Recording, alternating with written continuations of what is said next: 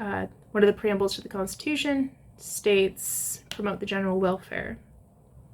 And what I believe that how that needs to be represented is that we need to promote the well-faring of people. We want people to fare well in America. We want them to get along. We want them to live the good life. We want to know that we don't have to worry about whether or not people have enough food to eat, whether they can keep the power on at their house. We want to know that people have the means to live the good life. And we want to know that we are also taking care of our environments. So we're promoting spaces for people to live in that is conducive to well-being. We want to know that people have happy, healthy homes. We want to know that people have happy, healthy neighborhoods and communities, and that we are taking care of people and planet, and that we're being good stewards of the resources that we have.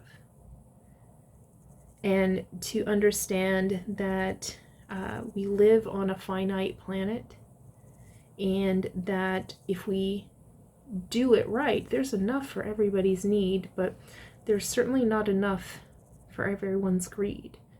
And if we keep operating in a waste is growth mentality, fed off of this system of greedy need for more and more possessions and more money and more, concentrated power, we're eventually going to reach an end point. But before we get to that end point, there's going to be a lot of human suffering along the way, and it's unnecessary. And those who have the concentrated power are right now the decision makers, and so they're not going to be making decisions on behalf of the individual in their best interest or the collective interests of the individuals that make up the collective. They're going to be thinking about themselves and operating in a very selfish way. They're going to deviate from what is necessary for us to establish a criterion echelon of society where everybody has their needs met and fulfilled and we all get along and live the good life. They're going to deviate from that because they're going to become so self-centered and so self-absorbed and so concerned about their own interests that they're not going to think about, care about, worry about, even consider or care to, consider what other options there may be available for us to set things right so that we do have enough to go around for everybody. They're too concerned about themselves, and then they've amassed all the power, so they are the ones directing things into their direction through politics or through, late stage capitalism. In the meantime, many people are whole populations of people are being left by the side of the road. And in the meantime, environmental destruction is happening to the point where corporations are able to toxify environments, and people that live in those communities that these corporations are toxifying the environment for are suffering. Their spans are being shortened. They're living, with these negative health implications. And now those people in the high concentrations of power in this deviant echelon of society are saying we want to take away healthcare for people. So they're poisoning the environment that is slowly killing you, and then they're cutting off your healthcare so you can't be taken care of and to find health and well-being again. And so obviously we can't leave them to their own devices, the deviant echelon, because they're not going to make decisions on your behalf. This is, again, why we need to have the civics branch and personal dominion, because those sorts of things say, I am an individual, my life matters, and it counts. I deserve equal protections of the law to make sure that you cannot just because you say so or because you have enough money and power, destroy the environment around me that I have to then live in the, negative outcome consequences of, while you go live in the lap of luxury somewhere in your insulated pocket of thriving, far removed from the toxification and the poisoning that you're, imposing upon everybody else, because it's easier to cut this corner of environmental safety and protection so that you can save a couple dollars. That's not stewardship. And we need to do what's necessary to make sure that we are stewarding our planet, our people, stewarding our resources, which are very limited. But again, there's enough to go around for everybody's need. And innovations can help us to extend that out much farther than what it is now.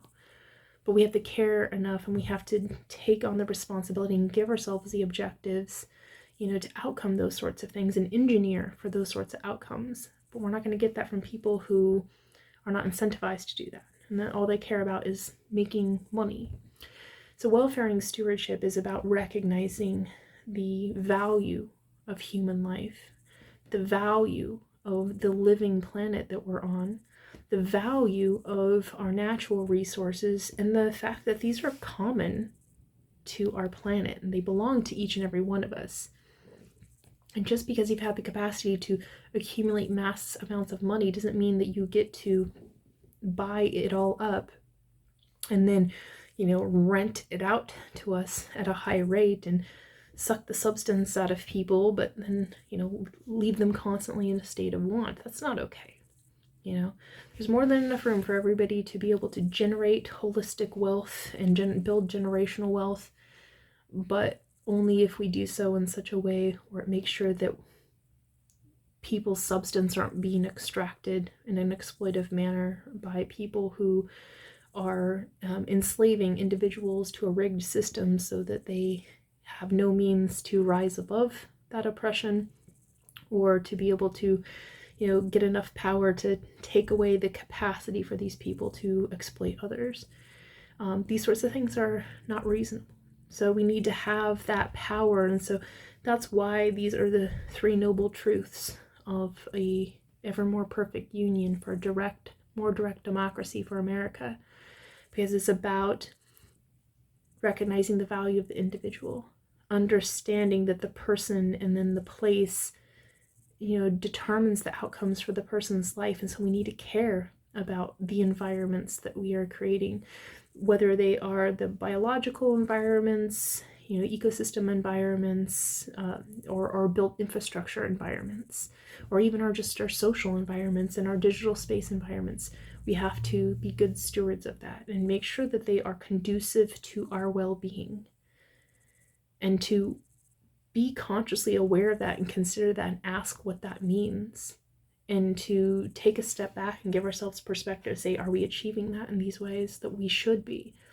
If not, all right, well, it seems like we need to probably have a conversation about this together and figure out ways that we can create the laws that we need that can regulate the system and bring it all back into a sense of we can maintain that, continuum of an ever more healthy, sustainable, just, and peaceful world. So we can achieve an imperishable world peace, something that can keep us going, don't lead us to, conflicting interests leading us to, the massive gaps and chasms of inequality between the haves and the have-nots. We want to bridge that, and not say that we want to notch these people down and they shouldn't have and shouldn't strive and shouldn't want for, great and amazing things. But there has to be limits to how you can get that and the outcome consequences of your decision making and actions on how you achieve that, if it's going to mean that you are stripping the substance away from everybody else or preventing them from being able to prevail at holistic wealth development and generational wealth building as well, and just a sense of reasonableness in their good health and well-being. And so in welfaring stewardship, there's basic tenets to it. In achieving the United Nations Sustainable Development Goals. There's 17 goals that have been created to be able to say this is how we achieve a sustainable planet overall and in general. And then orienting ourselves within the planetary boundaries to say that these are the no-go zones, and this is how we exceed, and then how we get ourselves back into the safe operating space of planet Earth.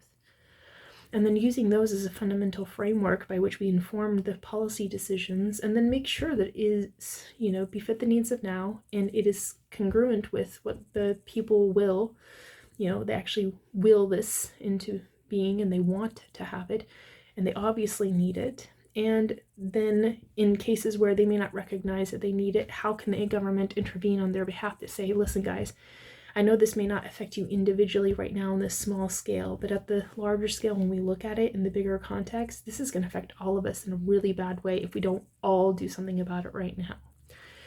And so welfaring stewardship is about making sure that we, as our vessel ship of state, where we have the executive with the the trustworthy leader at the helm guiding the ship through peace or storm, and then the legislative branch in Congress and the Senate to have the anchor of tradition, and then we have the broad sail of the House of Representatives, and then we have the navigating force of both the Senate and of the judicial branch, and then the all hands on deck of the civics branch.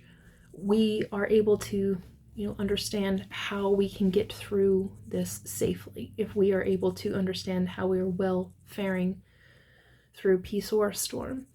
And the concept of all three of them going together is bringing that overlapping of the trifecta of those things that we need to set our intentions for, to inform our policies, to help us to keep focused on the vision of what is to come and what we're working towards, and to give continuity to every generation of new elected officials that represent us, so that they can carry that American identity through. And then to make sure that every new generation born in or naturalized into America, or even just people that come and visit or come and work here, what is expected of them, the rights, the responsibilities, the duties, and the terms and conditions of our mutual arrangement and agreement to be here together in this nation and preserve, protect, and defend it. And to make sure that that story is a constancy. We understand the American identity is we the people.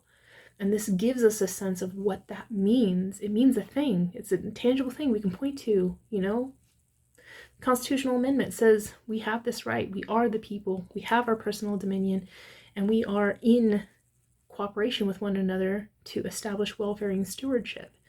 That's the American identity, all of those things together.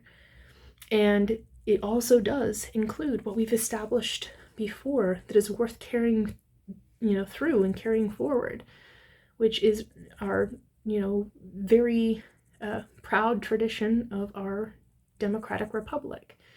And so I think that if we focus on how we can take this, force for good that we've all been compelled to, stand up against the oppression that we see and the corruption that we see, and turn that into something that can be coalesced around this concept of establishing a civics branch of government and our personal dominion, and setting the trajectory that our objective to achieve what we're doing together, what's the point of the exercise of America, is to achieve welfaring stewardship. That's our identity.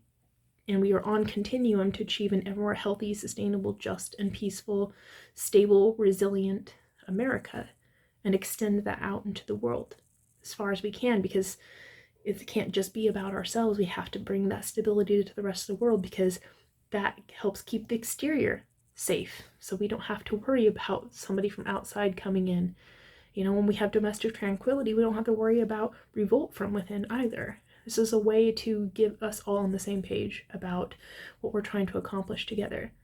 And then it gives us the reasonable means to elect better leadership, And then recognize leadership doesn't just have to come from the federal or the state. It doesn't even have to come from the political realm.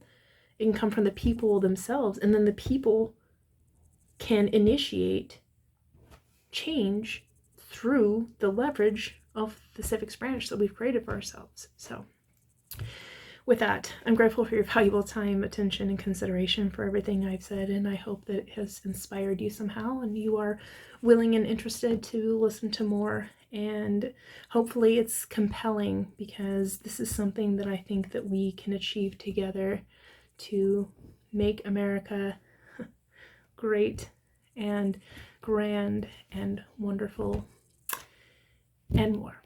with that, again, thank you for your valuable time, attention, and consideration.